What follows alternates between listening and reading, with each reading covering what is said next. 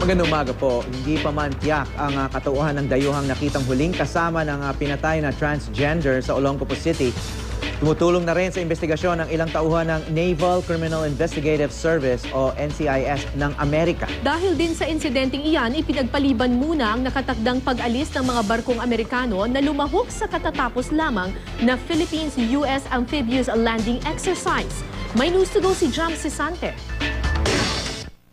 Mag-aalas 11 ng gabi nitong Sabado nang mag-check-in daw sa isang lodge sa Olongapo City ang biktimang 26 na taong gulang na transgender woman at isang dayuhang lalaki na hindi pa raw kilala sa ngayon ng pulisya. Ang isang transgender woman ay pinanganak na lalaki ngunit kinikilala ang sarili bilang babae.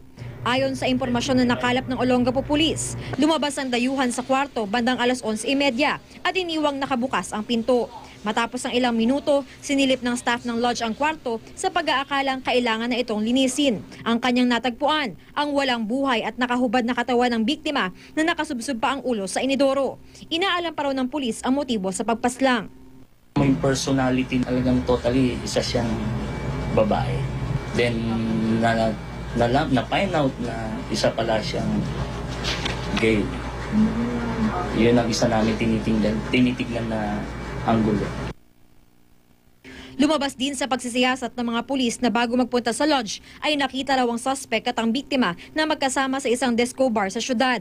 Hindi pa raw tukoy ng mga otoridad kung sino ang dayuhang suspect at kung ano ang nationality nito. Gayunpaman, nakikipagtulungan ng lokal na pamahalaan at pulisya sa US Embassy sa investigasyon, lalo't nangyari ang krimen sa araw na bumalik sa Subic ang mga barkong sinasakyan ng libo-libong sundalong Amerikano na nasa bansa para sa joint military exercises.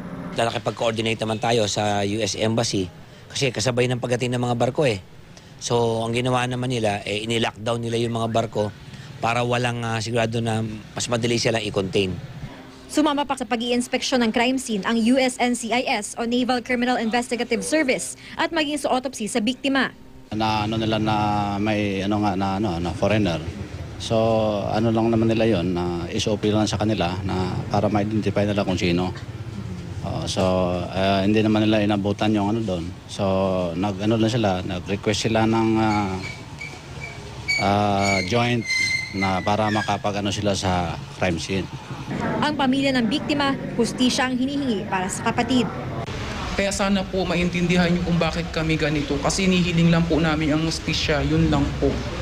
Sobrang masakit po kasi para sa amin, kahit naman po sino, talagang gusto po talaga mabigyan ng hustisya yung ginawa nila.